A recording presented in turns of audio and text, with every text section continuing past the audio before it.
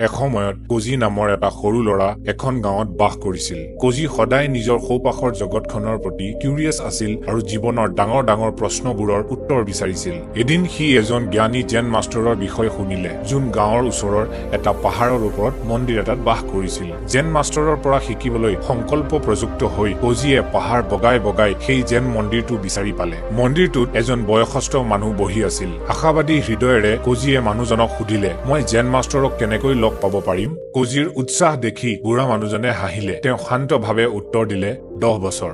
কজিৰ অবিচলতা আৰু অধিক শক্তিশালী হৈ পৰিল। উত্তেজিত হৈ কজিয়ে সুধিলে, যদি মই বহুত কষ্ট কৰো কি হব ককা? তেতিয়া মই মাষ্টৰজনক কিমান সোনকালে লগ পাব পাৰিম? তেওঁ ক্ষন্তেক সময় ৰৈ উত্তৰ দিলে, 20 বছৰ। কজি কনফিউজ হৈ পৰিল, যিহেতু সি একো বুজি পাব পৰা নাছিল। কজিয়ে আকৌ কলে, ককা মই যদি সম্পূৰ্ণভাৱে নিজকে ডিভোট কৰো তেন্তে কি হব? তেতিয়া কিমান সময় লাগিব? মানুহজনে জবাব দিলে, 30 বছৰ।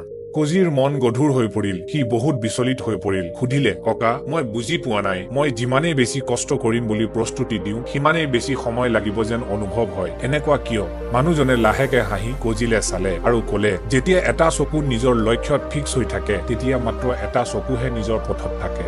কজিয়ে মানুহজনৰ কথা মাজত লুকাই থকা বুদ্ধি বুজিবলৈ চেষ্টা কৰিলে। ক্ষন্তেক সময় ভাবি চিন্তা কৰিলে। সি বুজি পালে যে কেৱল শেষৰ পৰিণামত ধ্যান দিলে আচল জীৱনৰ ভাৱ বুজিব নোৱাৰি।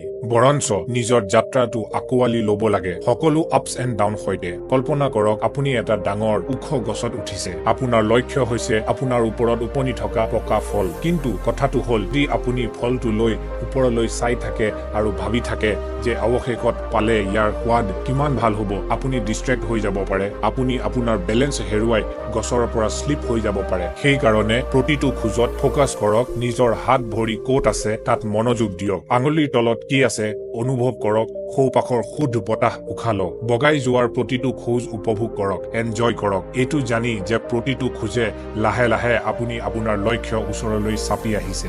আমাৰ জীৱনটো এডাল ডাঙৰ গছত বগোৱা নিচিনা। যদি আপুনি জীৱনত পৰিণাম পাবলৈ বেছি ফোকাছ কৰে তেন্তে আপুনি নিজৰ জাৰ্নিটো এনজয় কৰিব নোৱাৰিব আৰু অন্তত জীৱনটো বিফল হোৱা যেন লাগিব।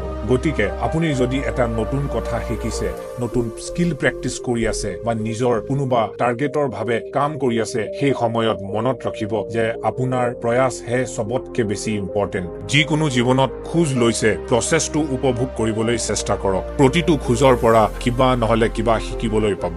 এই বস্তুটোত বেছি মূল্য দিব আৰু নিজৰ জীৱনত প্ৰতিদিন ভালকে অনুভৱ কৰক আৰু লাইফটো এনজয় কৰক। That's it for today. ধন্যবাদ।